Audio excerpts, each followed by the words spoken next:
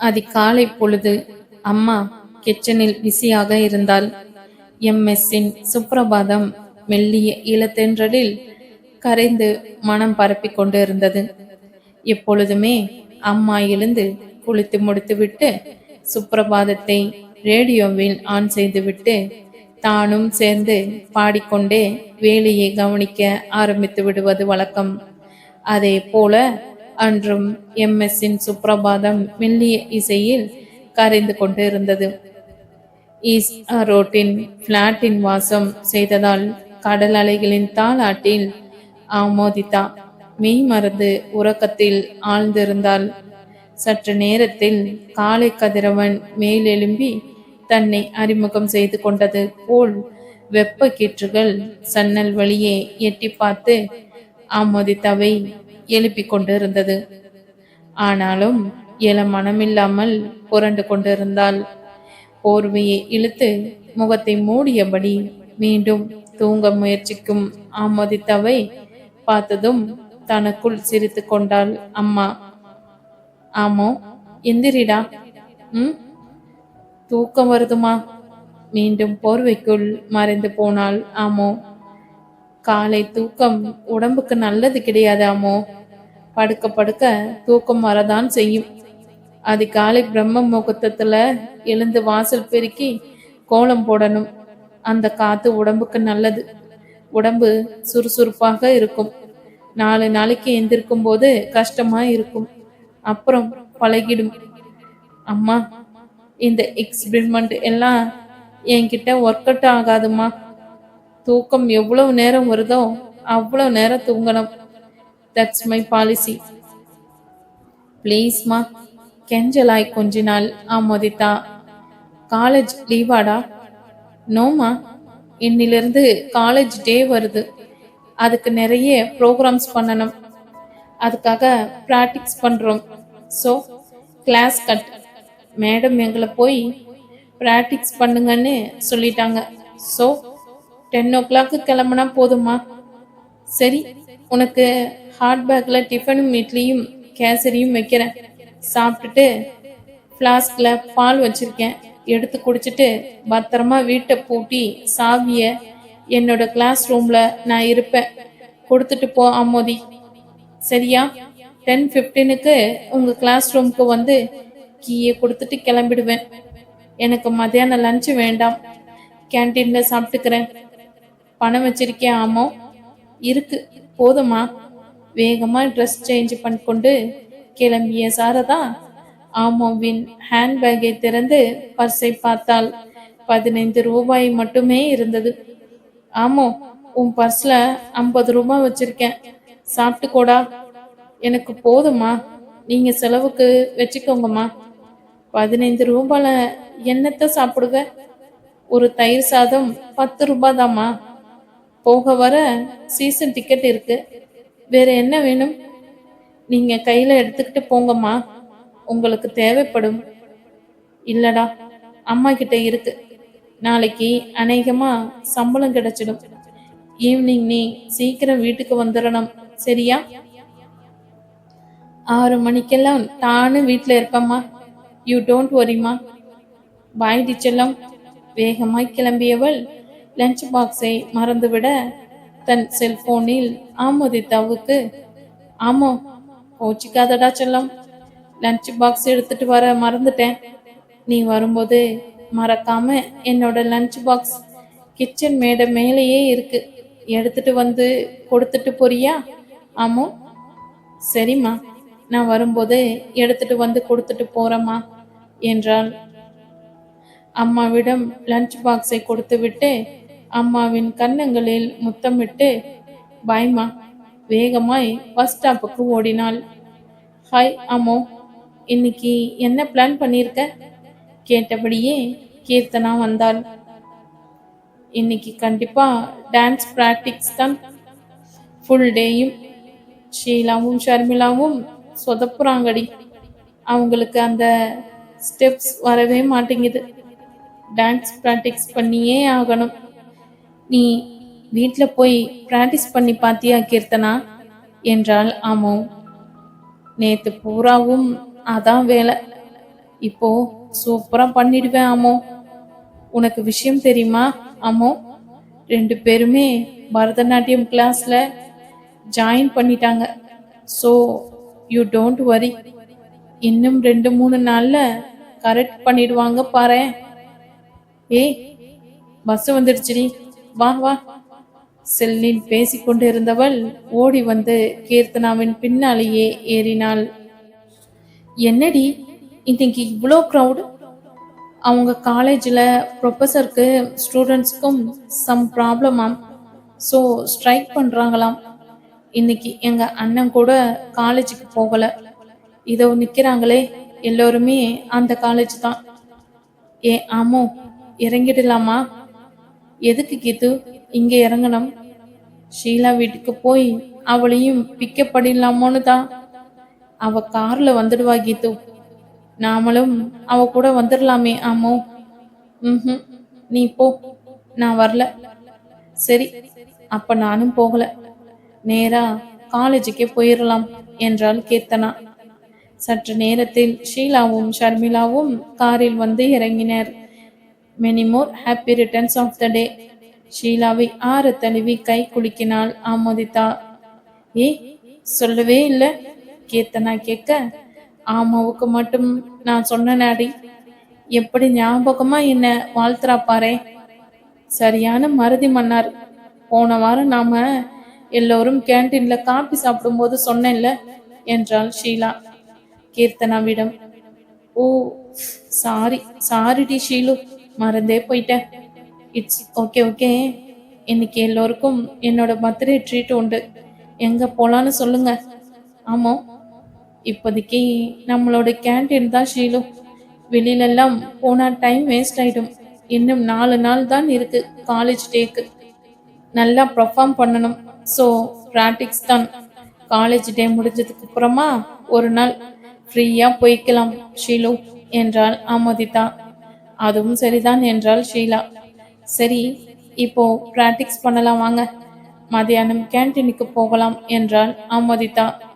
Chocolate கூட கிடையாதடி ஷீலு, கீர்த்தனா கேட்க ஒரு சாக்லேட் பாக்ஸை எடுத்து நீட்டினாள். ஒன்னு கேட்டா ஒரு பாக்ஸையே கொடுக்கறியே ஷீலு. எல்லோருக்கும் தான் கீத்து. அனைவரும் சாக்லேட்டை மென்று கொண்டே டான்ஸ் பிராக்டிஸ் செய்தனர்.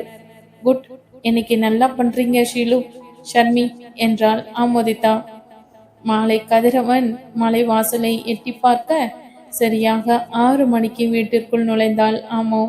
உள்ளே நுழைந்தவுடன் ஃபேஸ் வாஷ் செய்து ட்ரெஸ் சேஞ்ச் பண்ணிவிட்டு காபி கலந்து குடித்தாள்.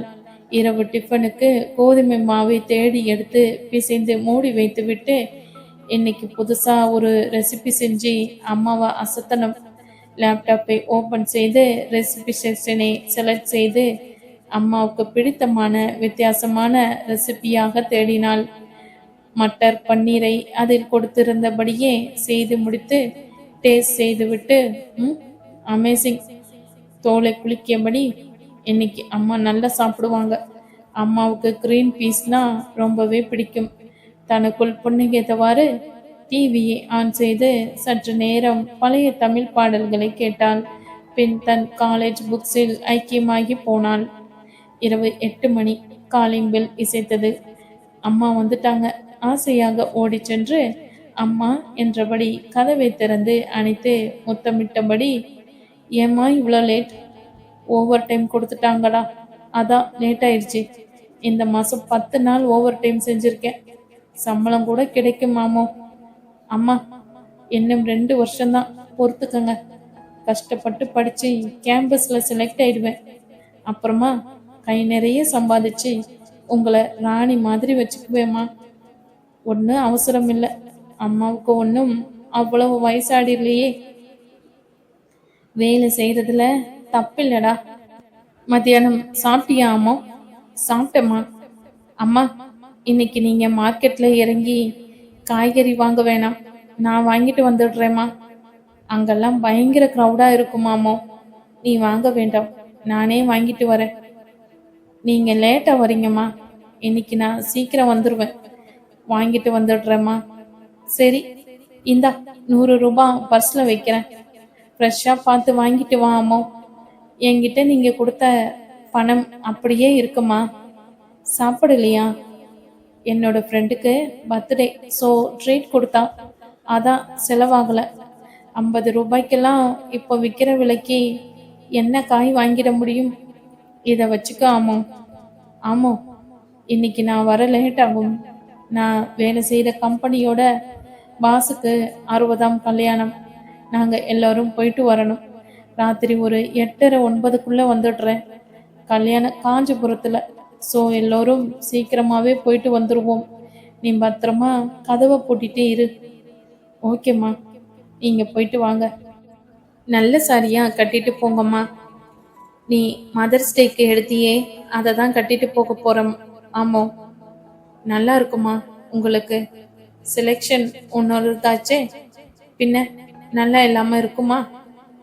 மறுநாள் அம்மா ஆபீஸுக்கு கிளம்பியதும் வீட்டில் மீதம் இருந்த வேலைகளை முடித்துவிட்டு கல்லூரிக்கு கிளம்பினாள் ஆமோதிதா. அம்மா தையல் வேலை செய்தால் ஒரு எக்ஸ்போர்ட் கம்பெனியில் அம்மாவின் கைத்திறமையை பார்த்து விட்டு பாஸோட மனைவி தனியாக ஆரம்பித்து நடத்திய தையல் பள்ளியில் வேலைக்கு சேர்த்து கொண்டார். அதிலிருந்து அம்மாவுக்கு தையல் டீச்சராக ப்ரமோஷன் கிடைத்தது. ஆமோதிதா பிஇ 2ஆம் ஆண்டு படித்து கொண்டிருந்தாள். இருவரும் தனியாக ஒரு சிறிய வீட்டில் குடியிருந்தனர். சிங்கிள் பெட்ரூம், சிறிய கிச்சன், பால்கனி என அவுட் ஹவுஸில் இருந்தனர். அலைகளின் தாலாட்டிலும் அம்மாவின் அன்பிலும் பாசத்திலும் எந்த குறையும் இல்லாமல் நாட்கள் நகர்ந்து கொண்டு இருந்தது. அன்று காலேஜ் டே விமர்சையாக நடந்தது. விழாவில் நிறைய பரிசுகளுடன் கொண்டாட்டங்களும் நடந்தது. சீனியர்ஸ் அனைவரும் வந்து பாராட்டினர். பரதநாட்டியத்தையும் ஃபோக் டான்ஸையும் பட்டிமன்றத்தில் வரதட்சணை பற்றி பேச்சு போட்டி நடந்தது. தலைமை தாங்கியவர் ஒரு பிரபல பெண் நீதிபதி. ஆமோதிதாவின் மேடை பேச்சு அனைவரையும் கவர்ந்தது. உணர்ச்சி வசப்பட்டு பேசினாள் ஆமோதிதா. அவளுள் ஒரு வெறி வந்தது போல. ரிலாக்ஸ் அம்மோ, ரிலாக்ஸ். அருகில் அறிவிப்பாளராக நின்று கொண்டிருந்த ப்ரொஃபசர் லதா சாந்தப்படுத்தினார். பட்டிமன்ற பேச்சிலும் வெற்றி பெற்றார். தலைமை தாங்கிய நீதிபதி ஆமோதிதாவை பாராட்டினார். அவரும் பெண்களின் வரதட்சணை கொடுமை பற்றி காட்டமாய் பேசினார். விழா முடிந்ததும் ஆமோவை தனியாக அழைத்து பாராட்டி பேசினார். ஆமோ சந்தோஷத்துக்குள்ளும் ஒரு துக்கத்தை சுமந்தவளாய் வீட்டிற்கு வந்து சுவாமி படங்களுக்கு முன்னால் தன் பரிசுகளை வைத்து கனத்த மனத்துடன் வணங்கிவிட்டு அமைதியாக பால்கனியில் இருந்த மூங்கில் ஊஞ்சலில் அசைந்து கொண்டிருந்தாள்.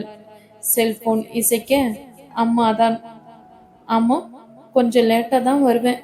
பஸ் பிரேக் டவுன் ஆயிடுச்சு. கதவை தாள் போட்டு சாப்பிட்டு தூங்குடா. சரிம்மா, பார்த்து வாங்க. என்னை பத்தி கவலைப்படாதீங்கம்மா. சில நிமிடங்களில் இட்லியும் கார சட்னியும் தயார் செய்து அம்மாவுக்கு ஹாட் பேக்கில் வைத்துவிட்டு தானும் இட்லியை தட்டில் வைத்துக்கொண்டு டிவியை ஆன் பண்ணினாள். டிவியிலும் ஒப்பாரியுமாக இருக்க ஆஃப் செய்துவிட்டு சாப்பிட ஆரம்பித்தாள். துக்கம் தொண்டையை இறுக்கியது. அவள் கருவிழிகளில் நீர் புரண்டோடியது.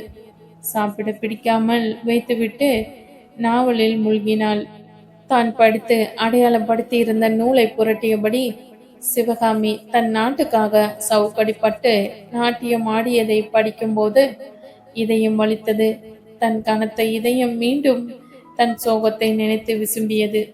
சற்று நேரத்தில் காலிங் பெல் இசைக்க அம்மா வந்துட்டாங்க. அம்மா இருக்க பற்றி முத்தமிட, என்னடா ஒத்தையில இருக்க பயமா இருந்துச்சா? இல்லம்மா. அம்மாவை பார்த்ததும் தன் கனத்த இதயத்தின் சோகம் பாதி வடிந்தது போல இருந்தது. பார்த்தவே தெரியுது, தனியா இருந்து பழக்கமில்லையே. இனிமே அம்மா போக மாட்டேன். இது என்னோட மாசாச்சே, போய் தானடா ஆகணும். அதான், வா சாப்பிடலாம். நான் சாப்பிட்டேம்மா. உங்களுக்கு ஹாட் பேக்கில் இட்லி வச்சிருக்கேன், சாப்பிடுங்கம்மா. கை கால் முகம் அலும்பி கொண்டு வந்த அம்மா, நீ சரியா சாப்பிட்டு இருக்க மாட்டடா, வா அம்மா கூட வந்து கொஞ்சமாவது சாப்பிடு. தட்டில் இட்லியை எடுத்துக்கொண்டு அவள் அருகில் சென்று, பசிக்கலம்மா, அம்மாவுக்காகன்னு நினைச்சு சாப்பிடு. இன்னைக்கு ஒரு வேளை கூட உன்னோட நான் சாப்பிடலையேடா. ஆமோ. இட்லியை அவள் வாயில் ஊட்டியபடி, நிறைய பிரைஸ் வாங்கினியாமே, யாரும்மா சொன்னாங்க? அதுக்குள்ள நீ ஏன் அம்மாவுக்கு சொல்லல? ஆமோ, நீங்க வந்ததுக்கு அப்புறமா சொல்லலாம்னு நினைச்சேன். யார் சொன்னாங்க? காஞ்சிபுரத்துக்கு வந்து வாயில் இட்லியை குதப்பியவாறு, வந்துதான் சொல்லணுமா? இப்ப இருக்கிற விஞ்ஞான உலகத்துல யாருமா? சொல்லுங்கம்மா, சாப்பிட்டு முடி, சொல்றேன். இப்ப தெரியுது நீ இன்னும் சாப்பிடவே இல்லைன்னு. 4 இட்லி சாப்பிட்டு இருக்க பாரு. ஆமா, உன் ஃப்ரெண்ட்ஸ் சர்மிளாவும் ஷீலாவும் அப்படியே ஃபார்வர்ட் பண்ணியிருந்தாங்க. நீ கால் பண்ணியாவது சொல்லுவேன்னு நினைச்ச, பட் சொல்லலை. ரொம்ப ஃபீல் பண்ண தெரியுமா? ஆமோ, சாரிம்மா, அடுத்தடுத்த ப்ரோக்ராம்ஸ்ல பிஸியாக இருந்ததால சொல்ல முடியல. சரி, பரவாயில்லடா, வா, உன்னோட ப்ரைஸ் எல்லாத்தையும் பார்க்கலாம். பூஜை அறை அருகில் இருந்த பெரிய டேபிளில் அடுக்கியிருந்த ஒவ்வொன்றையும் பார்த்து விழிகளில் ஆனந்த கண்ணீர் பெருக்கியது. நல்லா இருக்குடா அம்மா, அம்மாவுக்கு ரொம்ப பெருமையா இருக்கு. பட்டிமன்றத்துல நல்லா பேசியிருக்க. அப்படியே டைரக்ட் ரீலே பண்ணிட்டா ஷீலா. எதுவுமே எனக்கு தெரியாதுமா, அவங்க என்கிட்ட எதுவுமே சொல்லல. மகளை வாஞ்சையாய் அணைத்து முத்தமலை பொழிந்து விழிகளில் நிறைந்த ஆனந்த கண்ணீர் அழுகையின் கண்ணீரானது. சற்று விசும்பியவாறு அழுகையை அடைக்கும் என்று விழுங்கியபடி மீண்டும் அவளை இறுக அணைத்து நெற்றியில் முத்தமிட்டு மார்போடு அணைத்தபடி பழைய நினைவுகளில் மௌனமானாள். சற்று நேரம் அங்கே மௌனமே பேசிக்கொண்டு இருந்தது. அம்மா, காஞ்சிபுரம் எப்படி இருந்துச்சு? டெம்பிள் சிட்டின்னு சொல்லுவாங்களே, அழகான கோயில்கள் நிறைஞ்ச ஊர். உன்னோட வெக்கேஷனுக்கு அங்க போய் பார்த்துட்டு வரலாம். இரு கனத்த இதயங்களும் தனித்தனியாக பரிமாறிக்கொள்ளாமல் சுனாமியாய் சுழன்று அடித்துவிட்டு சென்ற சோகத்தை மென்று விழுங்கியபடி தூக்கம் வராமல் புரண்டு கொண்டிருந்தனர். அம்மா, தூக்கம் வரலையா?